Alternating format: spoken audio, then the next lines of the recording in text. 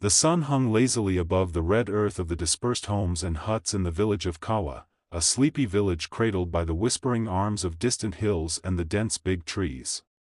Time in Kawa trickled like its lone stream, slow, predictable, and indifferent. Farmlands looking green with crops that promised good harvest. But for Sarah, every minute felt sharp, like stepping on broken shells barefooted.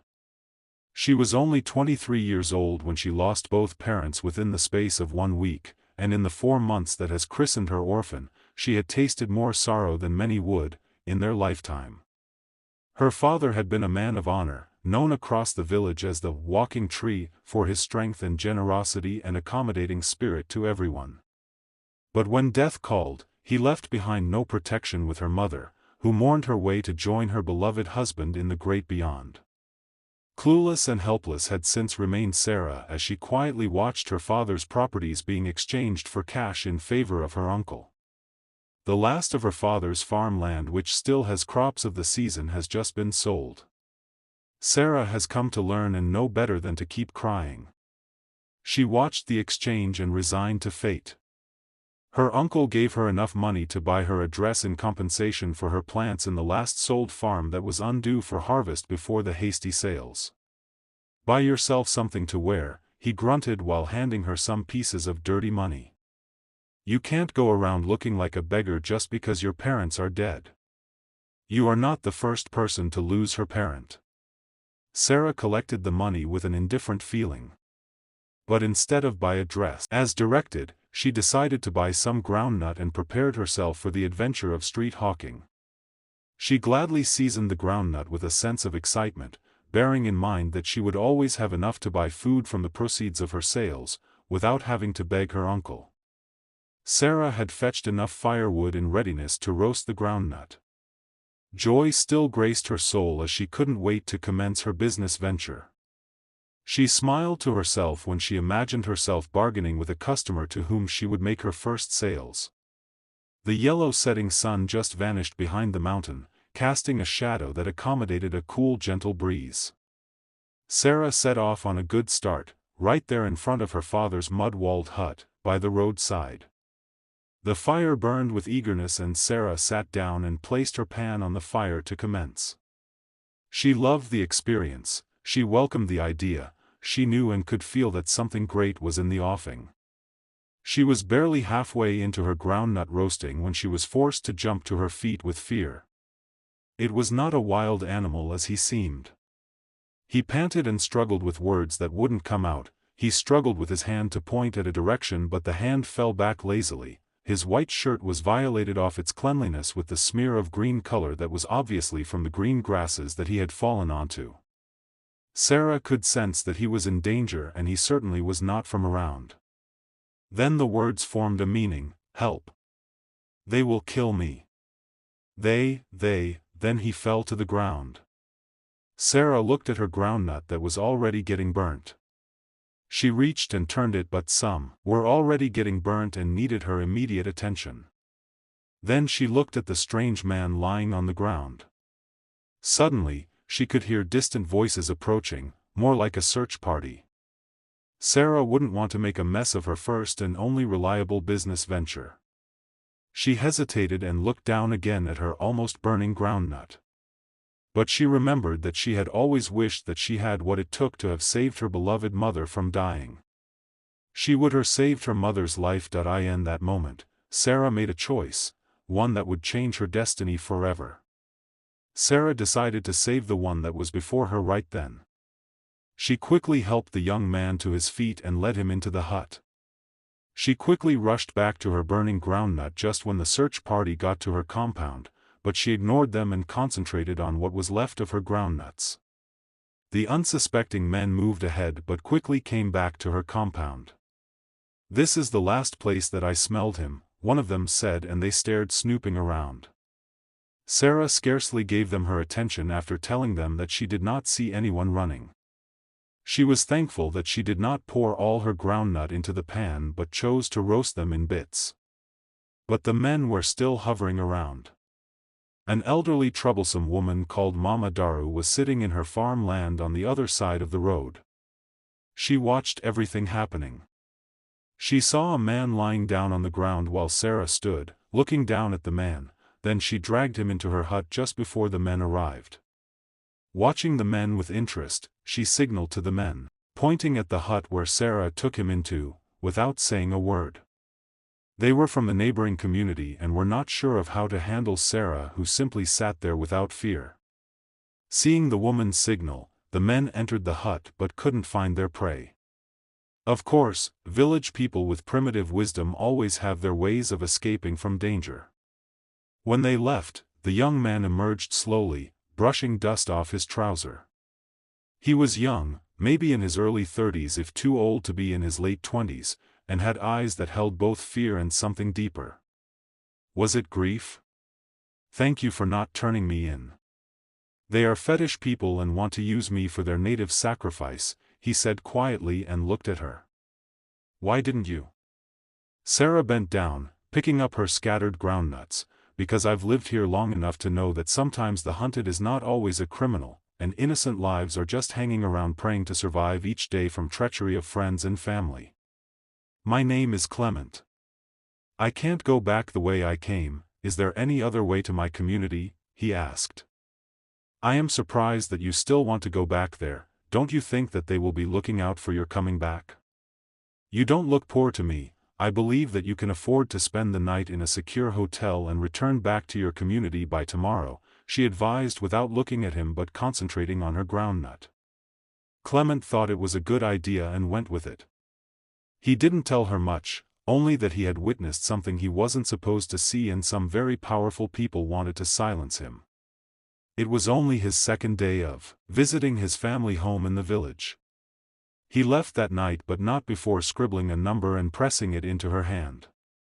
But she refused to collect his contact. Don't bother, there will be no need.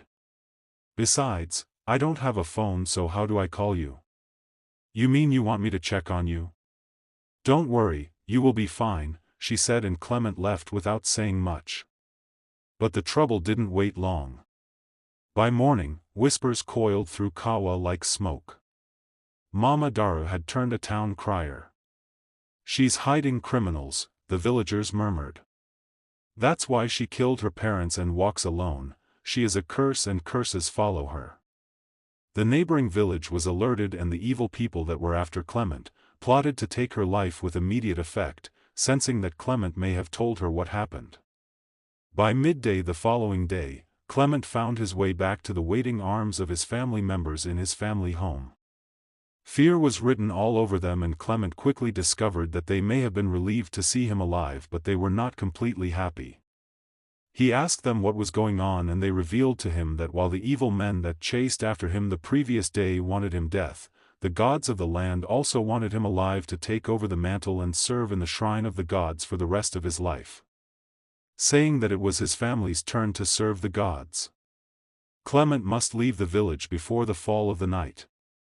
And words just got to him that the people after his life had just concluded arrangement to silence Sarah for helping him and lying to the gods. At that, Clement couldn't wait the next minute in the house. He packed up his bag and got into his car and left the village immediately. Sarah had just finished washing all her clothes with the exception of the dress she had on her body. She just thinking of what to eat when she heard the sound of vehicle, then she turned to see a black SUV that arrived in front of her house. Sarah stared with annoyance, wondering if it had anything to do with the circulating rumor about her. Clement beckoned through the window, but she stood still, and her annoyance could not be disguised. She looked away and was almost walking away when Clement screamed for her to come to the car. She recognized the voice and became curious. Enter the car, please come inside. I don't have time to explain anything here, but I can assure you that you will not live after this night. They know you saved me and they have concluded plans for your head tonight. Just enter the car, please. I can understand what you are saying and I have seen signs already. But I don't have anything to wear. I just washed all my clothes and they are still very wet, she said. Clement looked at his rear view and scanned around to be sure that nothing suspicious was approaching. Look, I don't even know your name. I really don't think it is wise of you to be thinking of clothes or what to wear right now. I am talking about your life and you are making excuses with clothes to wear. I am honestly scared of being here right now and you are wasting time. Give me a minute, she said. And walked away towards the hut. Inside the hut, she knelt before an old Bible and said a few words of prayers, and then she picked up the Bible and hugged it tightly in her bosom with her eyes closed. The horn of Clement Carr interrupted her moment and she opened her eyes and looked directly at the locket that was lying beside the Bible. She picked it up and opened it. Looking at the pictures of her parents, she said silent prayers for their guidance and protection. Then she left with Clement with just her Bible in hand and her locket, hung on her neck, sitting on the passenger seat. Sarah closed her eyes and sucked in heavily, what she did not know but could be the last time, the warm afternoon air of her village, that was laden with troubled waters. Then she thought to herself, sometimes, the sand that you leave behind may not really deserve your footprint. Her left hand moved to her chest and she held tightly to her locket in silent retrospection.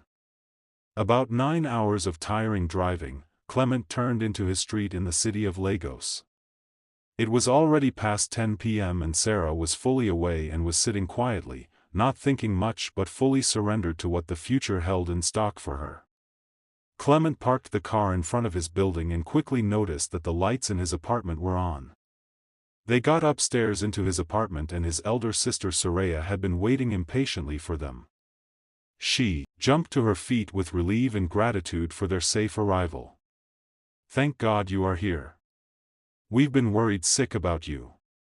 We heard about everything that happened in the village. Everyone is worried, and why in the world did you switch off your phone? We couldn't reach you, and even Dara has been calling every now and then from the US, she said. Sis, it's a long story and I did not switch off my phone. You should know that some places along the road that are far from towns don't have network coverage. I wish I went by air, Clement said. How are you? You must be tired and need some rest. Sorry, I was very worried, I wasn't thinking straight, would have prepared something down for you to eat. Is she the girl? Soraya asked, pointing towards where Sarah was standing, but she was no longer there. Sarah was standing in front of the portrait of their grandmother, Grandma Nene. Her eyes glued to the portrait. Clement and Soraya glanced questioningly at each other and quietly approached Sarah. Sarah felt their presence around her and she asked quietly, "Who is she?" After a brief pause and glances between the two siblings, Soraya responded, "She is our grandma." Why do you ask? Do you know her? Sarah thought for a while. She is the old woman that was dedicated for rituals in the bush sometime last year and I discovered her while fetching firewoods. I took her to my house and took care of her with my mother, until my father was able to locate her real family, and they took her away, Sarah informed them without looking away from the portrait on the wall. Cold gripped the transfixed siblings standing behind her. They were dumbfounded. It became obvious that the situation was beyond a coincidence. Fate was indeed hunting with manifestations that words could not stammer itself to plausibility. They knew the story. They have been looking for the person that saved their grandmother. Their billionaire grandmother who traveled to the village last year to look for a way to give back to the society by building schools and hospital in the village. She was deceived to inspect a piece of land, but when she followed them to the land, she was hypnotized in readiness for a ritual. She was rescued by an unknown girl who found her tied to a tree in the bush, waiting for a sacrifice. Even though their grandmother had been flown to the US for several treatments since last year, she had remained unconscious. She was healthy but still couldn't speak. On her insistence, they had made frantic effort to find out and locate the unknown girl for over a year but to no avail. That angel of a girl was standing in their home, after saving the life of the grandson, of the grandmother. Sarah turned and faced the bewildered siblings but noticed their mood. She simply walked away to the couch and settled herself on it. Soraya looked thoughtfully and seriously at her brother. Did you find her or she found you? She asked him quietly in a whisper. I ran the race of my life in the bush, and the last place that I busted out to was her compound. I did not find her on purpose, but she saved my life and I was so close to losing it, Clement informed. They were so muddled and were not sure of what to make of the entire event. It was no longer just about safety, but also about the new revelation. Is she an angel? Saving the lives of two people from the same family at different instances, Clement wondered loud. I was thinking in the line of a reincarnated ancestor, watching over us. But since you are thinking of her as an angel, then you are lucky, Soraya said. Honestly, I was very lucky, it was so close, Clement said. No. I mean, you are lucky. Don't forget in a hurry, one of the reasons that Grandma was looking for her was for you to marry her, and it is a good thing that you are seeing her as an angel, Soraya said. God forbid. Clement rejected. No, Clay. Don't say that. I know what you are thinking. Don't be confused about what you are seeing before you. Look beyond. She is not wretched, she is starved, she is not a nobody but a rough diamond. Don't look with the eyes of men that sees women only for the beautiful faces and what they can get in between their legs, Soraya advised. Sis, please stop it. I am too tired for this talk right now, and don't forget, I am happily in a 2-year-old relationship already and I have plans, Clement reminded her. Clay, I am taking this girl home with me. Just give me 2 weeks to clean her up and you will beg to marry her, Soraya said. Where is she? I mean, how is she? Sarah interrupted their whispery conversation and Soraya walked up closer to her. Where is who? Soraya asked. Where is Grandma and how is she doing? Sarah asked, but before Soraya could answer, her phone started ringing. She looked at the phone screen and it was Dara that was calling again. She hurriedly picked up the call. She assured Dara that Clement was fine and that she had a serious gist with her. She promised to call her as soon as she gets to her own house that night.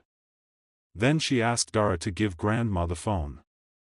When she was sure that the phone had been given to their grandmother, she said, Grandma, I know you can hear me, I have a surprise for you. But when she noticed that Sarah was already standing excitedly in front of her, obviously waiting to talk to Grandma, she decided to give the phone to Sarah to personally give Grandma the good news. But little did they know, that a landslide of miracle was in the offing for the entire family. Sarah collected the phone and spoke, Grandma, good evening, this is Sarah. Soraya looked at Clement at the realization that she was her namesake.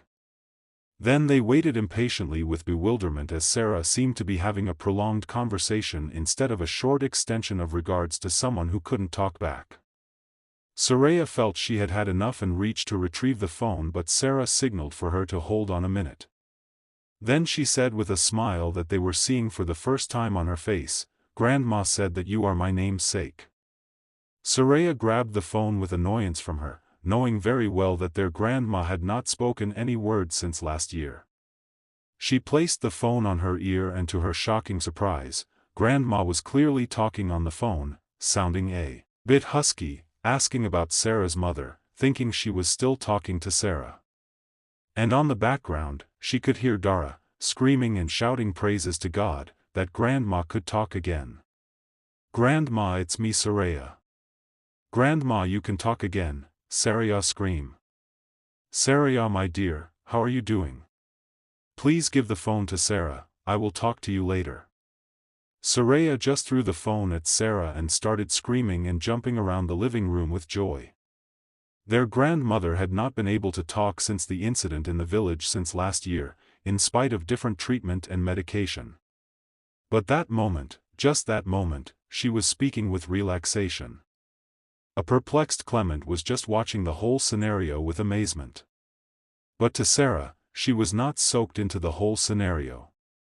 All she knew was the fact that the moment she spoke into the phone, Grandma spoke back to her and everything was normal. Mama Nene, their grandma who couldn't wait to return to Nigeria, arrived the following week, with her health sound enough to resume work in her office immediately. On the second day of her resumption, Clement stopped by her office to make a few clearance and documentation.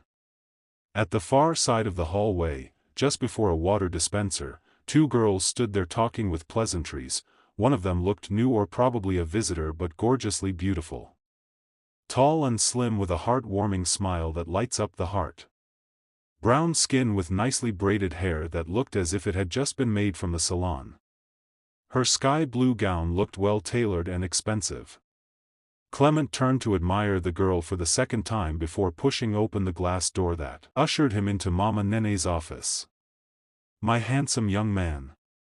You don't have time for your grandma anymore," she said with a welcoming smile while she hugged him. "Grandma, you have only been back less than 2 weeks and this is the second time I am seeing you," Clement said. Mama Nene looked searchingly at him. Her normal smiling face struggled with wrinkles that formed traces of identity.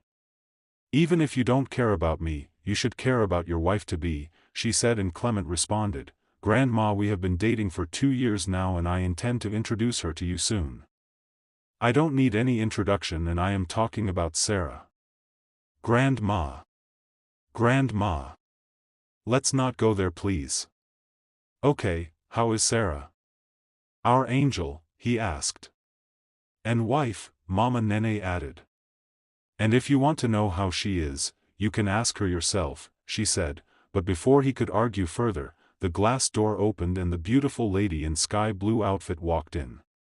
Clement noticed from the side of his eyes and he stylishly adjusted his position so that he could have a good view of her and admire her more. But his opened mouth was shocked to see Sarah smiling down at him. "Mr. Clement, good afternoon," Sarah greeted. Clement stood up to his feet and still couldn't take his eyes off her, while his mouth ran short of supply of words. "Now, take her for lunch." "You owe her that much, and more," Mama Nene said. "Grandma, I am really not that hungry," Sarah protested. "Sarah, I insist. He needs to show you round some beautiful places in Lagos. And son, Sarah must resume driving lesson by this weekend or before, if possible. Take care of that. Now, both of you can leave." Sarah was breathtakingly refined in such a short period of time, well beyond a perplexed Clement recognition. Sarah got admitted to study business administration in the University of Lagos, on a part-time basis, a weekend program, while taking up an administrative staff position in Mama Nene's head office. Romance was slow to kick in between Sarah and Clement because she did not want to be loved by the forced heart of a man. Even though real feelings of emotion was already brewed, she wanted his love to metamorphose with a natural energy. But Sarah was wrong because Clement was seriously losing it, with sleepless nights of longings and desires to be with her, and of course, to have her forever. The last time Clement was in Mama Nene's office, he discovered that Sarah had already become the apple of everyone's eyes in her working environment. Her charm and diligence couldn't be ignored. Sarah was excelling in everything she does with a natural grace. Clement's greatest take-home that very day was a very discomforting coat of jealousy that he wore all night and the following day. He hated to remember that Sarah barely gave him the attention he craved. He feared that he may lose Sarah after breaking up from his 2 years relationship because of her. He called Saraya his elder sister and appealed for her to swing Sarah's love in his favor, but Saraya simply laughed at him and told him to be a man and act his part as a man. Then she reminded him how she promised him that he will come begging to marry her when Sarah is cleaned up. Mama Nene waited patiently for the germinating seeds of love to actualize itself. On the night of her 74th birthday get-together, Sarah eventually agreed with Clement to go with him. She spent the night in his place. Sarah had been in love with him, not because of everyone's expectation, but from a place of divine surrender. She was always there for him, but she needed the love he professed to take a deeper and stable root in his heart like a monocot plant. Sarah knew that her decision that night was the best gift she could give to Mama Nene, who already had everything that money could buy. It wasn't much of a surprise to some of the family members when Sarah received the gift of a car from Mama Nene, just days after her birthday. The relationship between Sarah and Clement blossomed. To Clement, Sarah may not be an ordinary person, but she was a real woman with noble values. And in less than 6 months of their courtship, while Sarah was busy preparing for her exams in school, Clement was engrossed in his wedding preparations. When details of the wedding plans was unveiled to Sarah in Mama Nene's bedroom, Sarah was not impressed. She kept quiet, not wanting to disappoint Mama Nene, but she certainly couldn't fool an old woman that had seen it all. "I will give you the best society wedding in this city, the most talked about and the sweetest memorable wedding that you will cherish all your life," Mama Nene promised. But Sarah was quiet and Mama Nene could sense the displeasure. But before she could inquire, Sarah said, "That's not what I want, Grandma, but I am willing to do anything to make you happy. If that's what you want, then I will do it, for you." Mama Nene was surprised. She dropped the cloth in her hand on the bed and held Sarah by the shoulder. "No, my dear, this is all for you and all about you and your own happiness. You don't owe me a single thing, but I certainly owe you everything. You don't have to do me any favor. Just tell me what you really want, my dear daughter, just say it and I will make it happen just the way you want it, if it will make you happy," Mama Nene said. Sarah looked at her straight in the eyes with an air of compassion. Then she hugged Mama Nene tightly and the strength of love and genuine bond was laid bare. Then Sarah released Mama Nene and looked briefly at Soraya, who was still folding clothes back into a box. "Grandma, I don't want ceremony, I want life. I'm sorry, Grandma, I don't want a big occasion of marriage, I just want a good marital life. I want to be happy in my matrimonial home and my husband is happy and comfortable with me. I want a quiet union with the blessings of God with my husband. Let all the noise and wasteful expenses of big grand weddings be expressed in the values of our love and treasure that we build into our marriage. Grandma, please don't feel bad, I just want something quiet. I prefer a good life with my husband instead of having a big wedding ceremony," she said calmly, and it was Mama Nene's turn to hug her. Saraya had already stopped what she was doing after hearing what Sarah was saying. "I've always known that you are not a human being, and now you scare me more," Saraya said jokingly, but partly serious. "Who does that? A Lagos girl pleading for a quiet wedding in a city like Lagos?" After some weeks, it was only the expensive wedding ring on Sarah's finger that broadcasted and attracted the attentions that she never bargained for. Of course, Mama Nene, who personally went with Clement for the shopping of her wedding ring, couldn't afford to buy something less or cheaper. Sarah stopped wearing her wedding ring to the school. Out of respect, she only wears it wherever she knew she would run into Mama Nene, an occasional outing with her husband and Clement fully understood. Apart from the unavoidable exorbitant wedding ring, their wedding present was an outstanding modern fully furnished estate building with their names on the deed of ownership. Clement completely submitted to a new life of modesty and nobility, from his former loud and exorbitant lifestyle that he was used to, as the only male child of the family. He seemed to have been touched by an angel because he was succeeding with grace in everything and anything he touched turned out to be working very well for him. He remembered quite often, one early morning when Mama Nene called him on the phone, as if waking up from a dream. She simply and only said to him, "That girl is your crown, marry her," and the phone line went dead, not allowing him to respond. Clement believed that Sarah was an angel, but in reality, Sarah was just an ordinary girl who believed and embraced divine and human values and virtues that are unexplainable. At her graduation at the university, Mama Nene handed Sarah a green silky and glossy folder containing the deeds of ownership of 40% of her personal total asset. In addition, she elevated Sarah to a co-director of her entire business empire. Interestingly, Soraya and Dara were completely and wholeheartedly happy for Sarah and lovingly happy with her. They had long embraced Sarah, not just as sister-in-law, but as their own sibling and beloved younger sister. Sarah in turn loved them and related with them as the only family she had, and embraced them as all that she had in the world. The community chiefs of Kawa village cleared the village square in readiness for the reception of government dignitaries of the state. They invited neighboring village chiefs to join them in showing appreciation for what the government had done for them. Some neighboring village chiefs wanted to use that occasion to invite government presents to their own village too. Only titled men and notable people were prepared for recognition on the seats under the makeshift canopies. The rest of the villagers and other spectators formed a large semicircle and watched from a distance. They had all contributed money to buy 2 big cattle and 5 goats as gifts in appreciation of what the government had done for their community. The village market was forced to remain closed in honor of their expected visitor. Local drums and music rented the air of Kawa village as traditional dancers emptied their hearts and energy into endless joyful dancing. Right at 12 noon, the appointed time, a convoy of about 10 black SUVs and lots of armed police escorts arrived at the venue.